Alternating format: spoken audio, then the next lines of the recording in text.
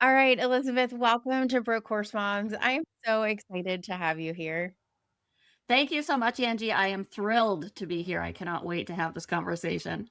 Yeah, we have been talking horse things on LinkedIn, I feel like for well over a year now. I know my listeners are going to be very excited to hear the story of a horse mom who raised a kid in the sport even through college, because I know I have tons of questions about it, so I know our listeners probably do as well.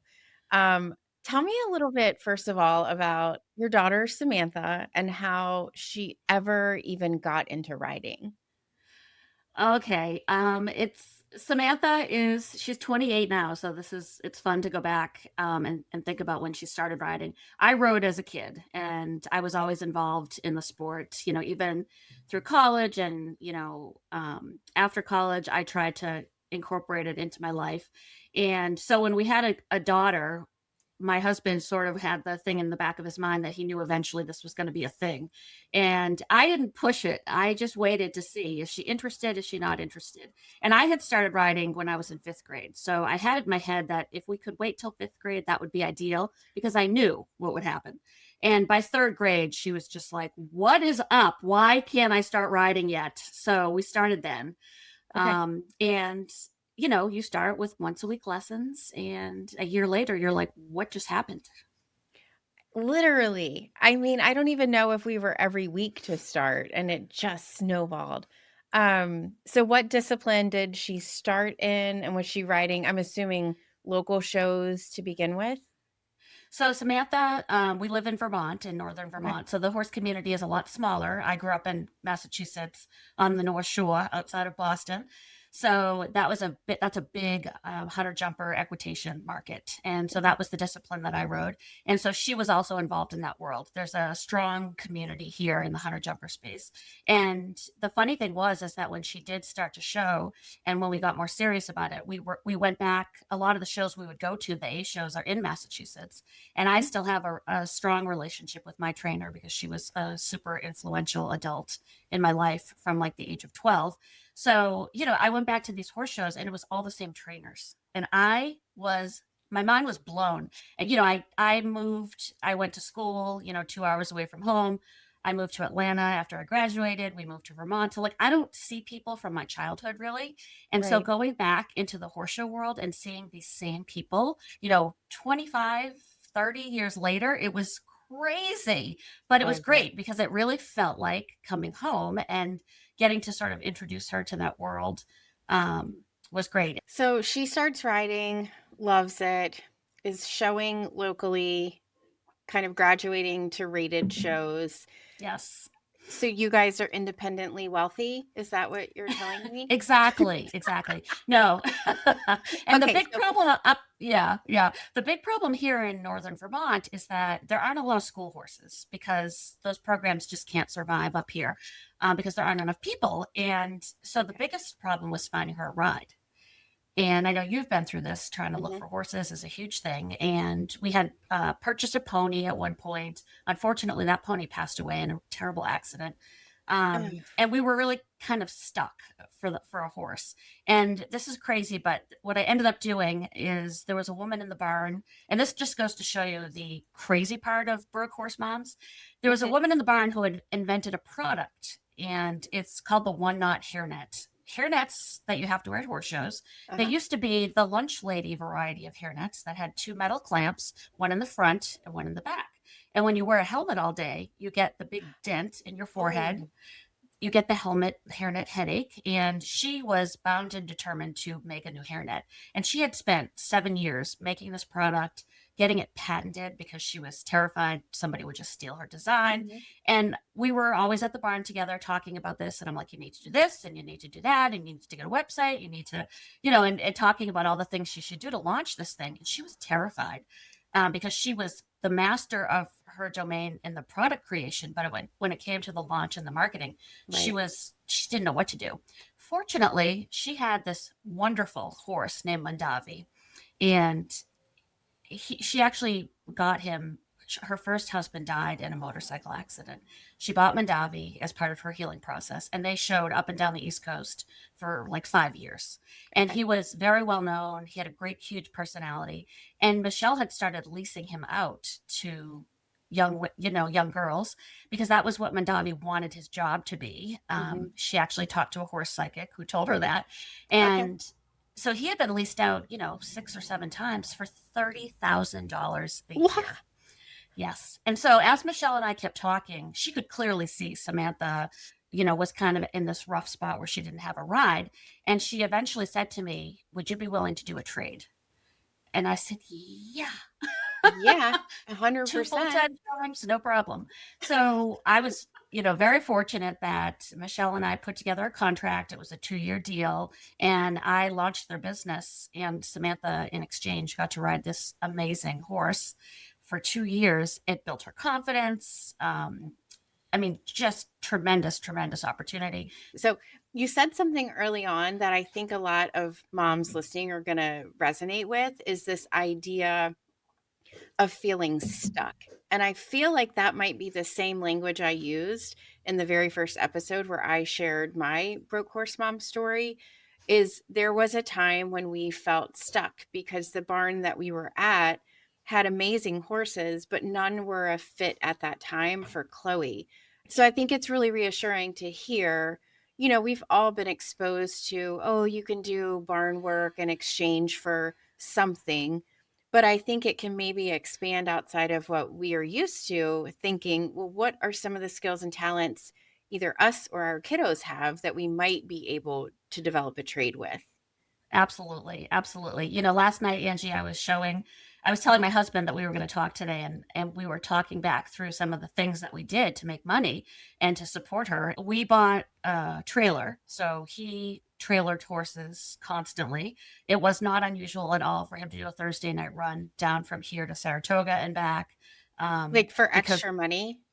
for extra money. He Okay. has worked in aviation for 30 years. He's a mechanic. He took a side gig job de-icing planes at night before they left Burlington. I was braiding. I vividly remember being at a Hits horse show, which I know you were at a Hits horse show recently too. Yeah. I got up at 2 o'clock in the morning. Paul stayed with the kids, and I went and braided 5 horses before the horse show day started, because that was like $250. Yeah. So what's the And going rate for braiding? Because Chloe's trainer has mentioned before that she used to braid. yes. Yeah, it depends. It's interesting. A lot of barns have done away with it because it's a skill that a lot of kids don't pick up Yeah. anymore, and they know it's an added expense. So a lot of local horse shows have just done away with it, which is kind of a shame, because it does add such a sense of like specialness to a horse show.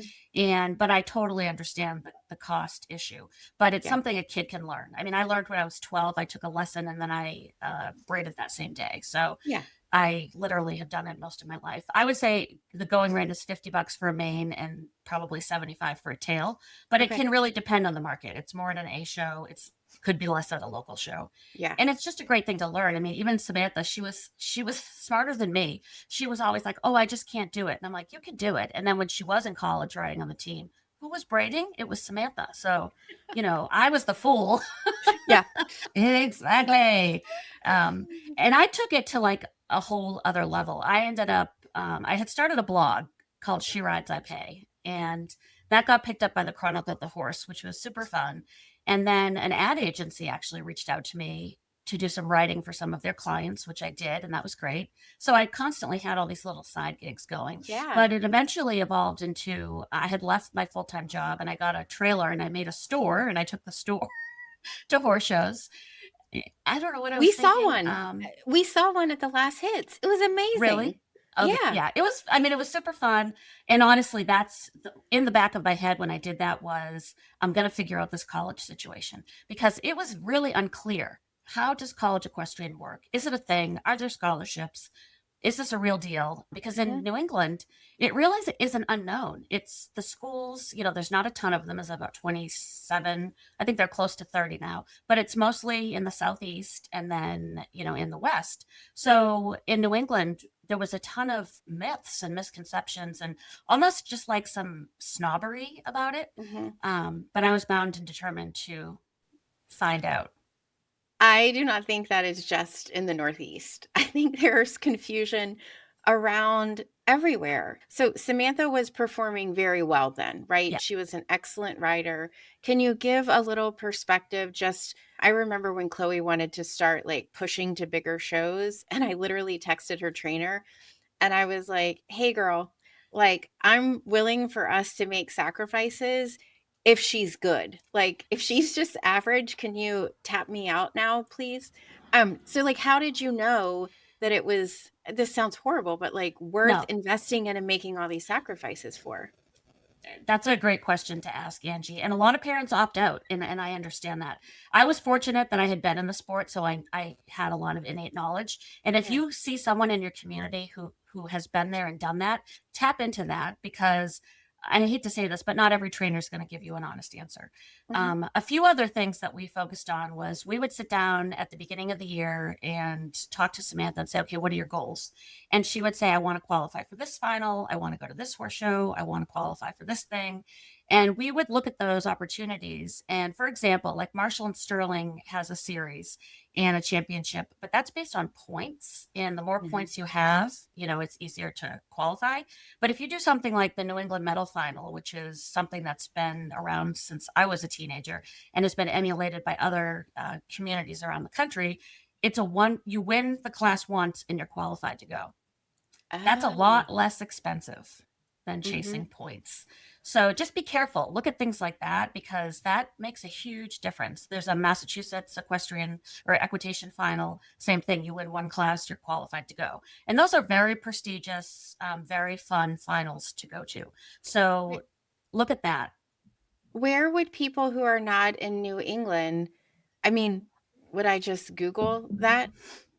Like, There's usually, I know it's like it's a great question. Usually there's a hunter jumper organization in most regions. mhm, This is something that I learned the deeper I got into the industry side of things. So you can look for what are the associations, the organizations. I mean, Pony Club has a national organization. 4-H has a national organization. USHJA, the U.S. Hunter Jumper Association, that's the mhm. national association. So you can kind of start there and look at the on the national level and then go down because as equestrian sports have become more popular, there's now high school programs, there's elementary school programs, there's jumper programs, there's dressage programs, there's eventing programs, there's so much more. So a great place to start is looking at that association, the associations that exist, because that will teach you some of the things that they offer and what's available. So, as we look to colleges, Chloe's a sophomore, so I have all the questions, but the main one is she rides in the jumper disciplines and she'll go ahead and compete in the hunters. Like she rides some of her trainers' ponies and hunters, but she has a heart for jumpers. And so when I've looked at colleges, the majority of what I see are the IHSA, which is very similar to IEA, where you kind of go to Yes. the show, hop on someone else's horse, go do your thing, and then that's how you're judged. Is that the bulk of college opportunities, if you will? Yes and no. I Okay. want to say a few things about IHSA. IHSA is a huge national organization that's run by Peter Chacon. I'm probably not saying that correctly. And I have met him. I've been to the finals. I took my store there. I did some workshops with them. So I know the organization well. And it's fantastic in the respect that it's everywhere. There's probably 500 Right. teams across the country. The bad news is there's not money attached to that, and often you will have to pay for your kid to participate in IHSA. Mhm. However, if you have a kid who grew up with horses and is terrified about going to school and losing that, IHSA is fantastic for that kid because they're going to Okay. be able to keep riding. They can show it's boys and girls, which I think is great. Yeah. And it's a really strong national organization, but they do like to falsely advertise that oh, you don't have to pay. Some schools you don't. I Okay. mean, if you go to a school that's a private college, they may fund that program, but most don't. But so But it's there's no real like scholarship money in the IHSA. There might be attached from the academic side for the school, but not really the writing program. 100% yes. Okay. And the good news is there are more programs now, like UVM, the University of Vermont, right here. They have a dressage team, they have an eventing team. That's new. That's a new thing that I haven't seen a lot of, but more schools are getting into that. They're having eventing teams, they have dressage teams. But again, those are usually private pay. And if you have that kid who you think is not going to get through college unless they can keep riding, that may be a fantastic solution. Yeah. But there is no money attached to it. Hopefully that'll change someday. But the reality is the only money on the table comes from NCAA. And that's the organization that we all know is the collegiate association, just like the football players and the basketball players. So even the Okay. idea that this existed for equestrians, I had the hardest time even grasping that because, we're just so used to like, oh, how much? What do I write the check out for? So, that's why I was on a mission to really learn about this. And why does this even exist at all? I'll tell you, it's because of Title IX. Okay. So a lot of times people complain about NCAA, but one of the very good things that happened with NCAA is Title IX because that required there to be the same number of spots for women's sports as there is for men's. So if the football team has a roster of 110, there has to be 110 other opportunities for women. It doesn't matter what sports they're in, it can be spread out over sports, but those opportunities have to exist. Okay. And that's the reason why NCAA Equestrian exists, because they were trying to find sports for women, and equestrian is one of the most popular. So when we got involved, there were 24 teams, and that doesn't get you to championship status, which is a NCAA designation. You need to have 40 teams for that. So there were a few scary moments where there was a lot of press about NCAA equestrian is going to die because they don't have 40 teams. And that happened to be the year that I got involved, and they had a committee that was working on that and doing a fantastic job. So they're getting a lot closer to that 40 team commitment that they need to meet. So I think that will happen. So the Okay. program exists, it's here to stay, and there is money available, but not everybody gets a scholarship. So, what sort of discipline, like what do you do?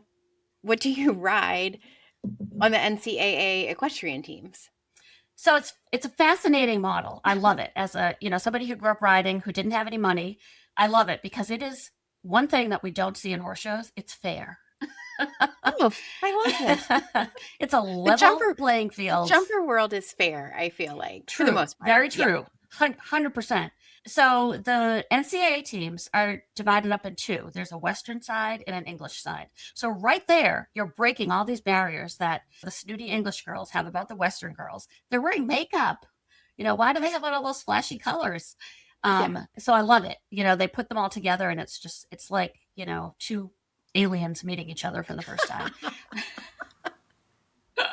So there's basically That's four amazing. events that take place. Two are Western, two are English. And the interesting thing on the English side is, you've got the jumping, and that's based on your equitation. And then you have the flat, which is they're doing dressage patterns, but it's judged on their equitation, Okay. which to me is fascinating because to be able to ride dressage successfully, you have to be a really good rider. You have to have outstanding communication with your horse. You have to understand the movements and the way the horse's body works. And it's something that you really have to study and practice.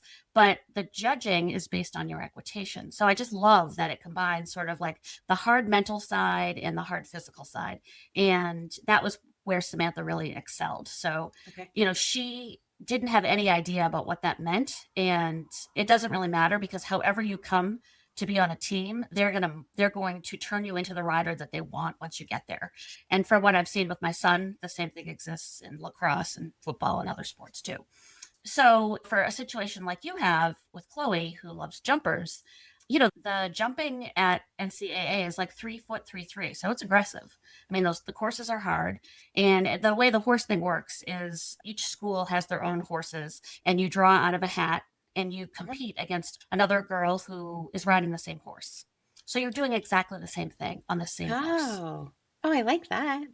Well, it's actually very interesting to hear you say this because the more that I've learned about like the what next, what are the opportunities that riders have, what I keep hearing from a lot of folks or what's playing in my mind is this idea of cross training across different disciplines is so important. So Chloe came from a jumper barn.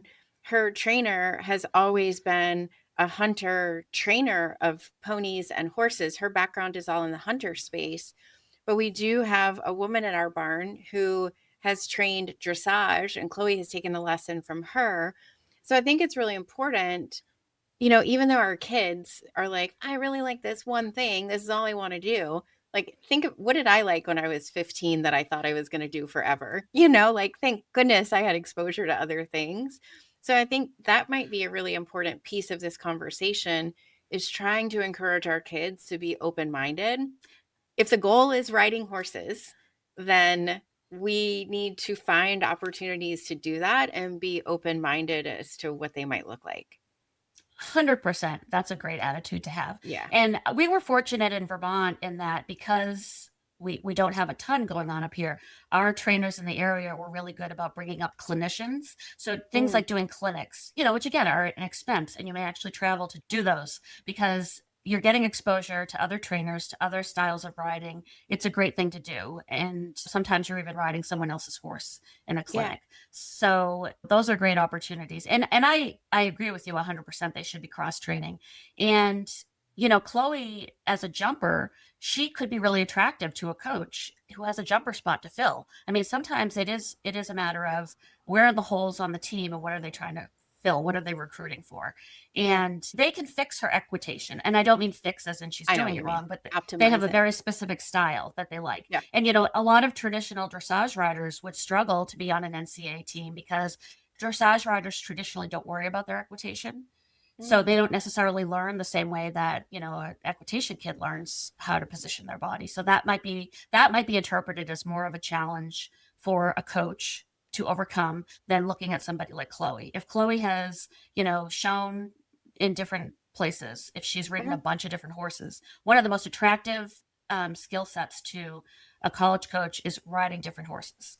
Yeah. And again, just to do a shout out to all the Broke horse moms, what a college coach doesn't care for is the kid who rode one six-figure horse their entire career, who never tacked up their own horse, who never braided their own horse, and who dolloped around in the hunter ring and had a ton of blue ribbons. Yeah. Pass, hard pass, because Mhm. that's not what they need. There's no role for that on a college team. And the kids who get in that are like that, they end up quitting within the first year because it's a lot of work. Yeah.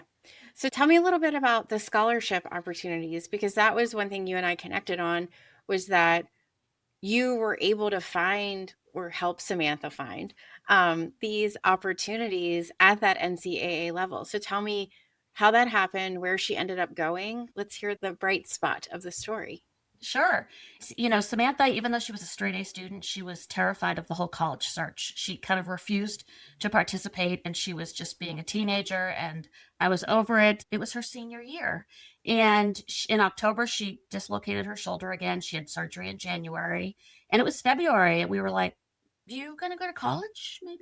And she had applied at several places, Yeah. but she had no idea what she wanted to do. And we went to this camp at Auburn University down in Alabama, and we flew into Atlanta. It was actually a great trip because we went to a college whose name I'm not going to remember. It was a small private school. They had this awesome Harry Potter, gorgeous campus. And that was for an IHSA team. And that was a very competitive IHSA team. And the coach was a complete disaster. But as soon as she saw Samantha's video, she was like, wait, who are you? And she wanted to talk to Samantha. And Samantha was totally turned off because the barn was a mess. But it was a great contrast compare because then the next day we went to Auburn and we were there for 3 days doing this camp. And the great thing about the camp there was that the coaches sat the parents down away from the kids and they said, okay, here's the deal. This NCAA equestrian thing, it's great. It's really hard to get in. There's very few spots. We can take the best of the best because we have so many kids who want in. It's not for everyone. It's a ton of work. Being a D1 athlete is a grueling experience. You're up at 4:30 in the morning and you don't go to bed until 10 or 10:30 at night and you're exhausted all the time. And that's not for every kid. That certainly was not my college experience. Yeah. And they talked to us about what to ask the coaches when a kid is really interested, ask the coach, how many spots do you have? How many seniors are you losing? What positions do they play, basically? How many kids are you looking at? Who's on your roster of strong recruits? If they tell you they have two spots and they're looking hard at 20 kids, you're probably not going to make it. Like, move on to the next school. Okay. Um, And those were great things to hear because I felt like I had been empowered with this information. So she was there for 3 days. They hang out with the kids on the team, they ride, they do chores. And Samantha came out of that saying, I want to be on an NCAA equestrian team. So Okay. at that point, she started to own her experience a lot more. She reached out to coaches. She had her videos all set to go. Now, when you say videos, Elizabeth, you mean from showing or Yes. at home too? Okay. Yes. Yeah. Okay. Anything like that. Anything from, again, like anything from a clinic, a lesson that she's taken with another trainer, riding different horses.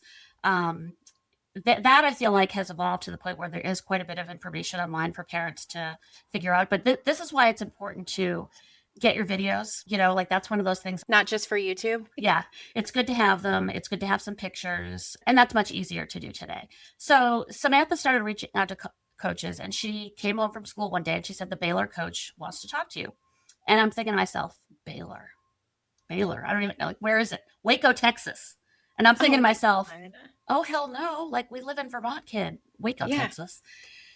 So I got on the phone with the Baylor coach, and I'm feeling like $1,000,000 because I know the questions to ask. And so I say to the coach, so how many spots do you have?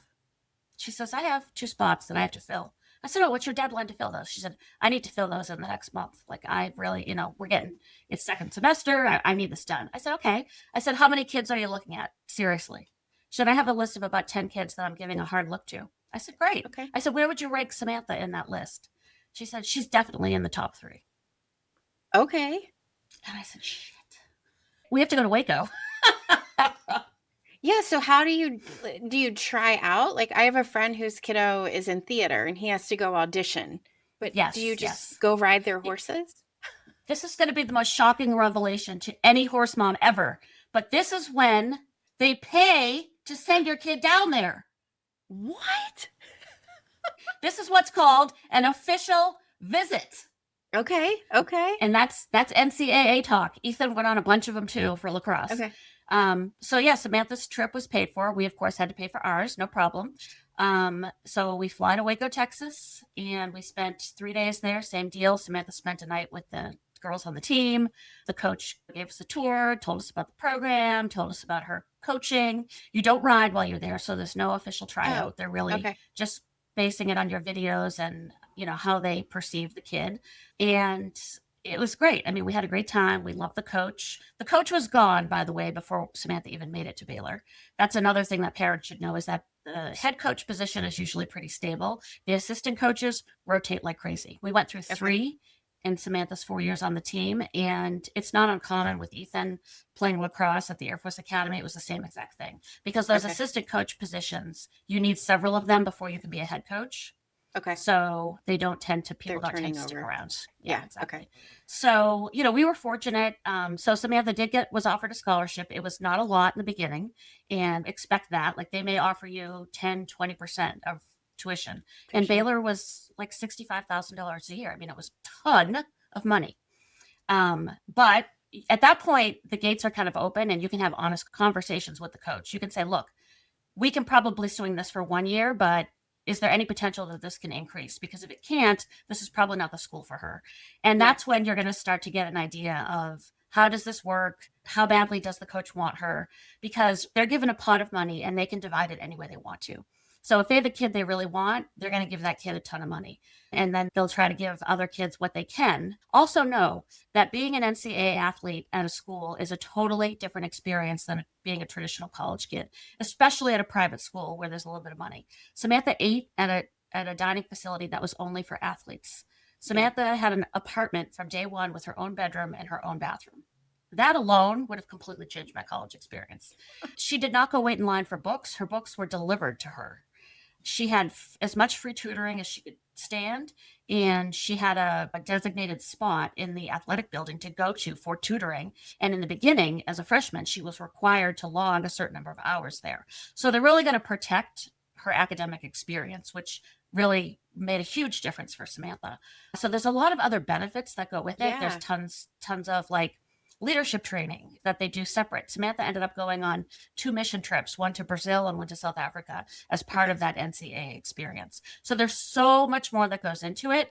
But at the same time, I want to add that it is grueling. And if your kid isn't committed, Yeah. Expect crying phone calls, expect her saying, I want to quit.